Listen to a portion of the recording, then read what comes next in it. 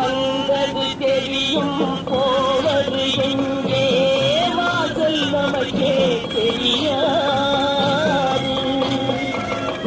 வந்தவரெல்லாம் தங்கிவிட்டால் இந்த மண்ணில் நமக்கே இடமே. வாழ்க்கை என்பது வியாபாரம், வரும் ஜனனம் என்பது வரவாகும், அதில் மரணம் என்பது செலவாகும். போனால் போகட்டும் போனால் போகட்டும் போடா.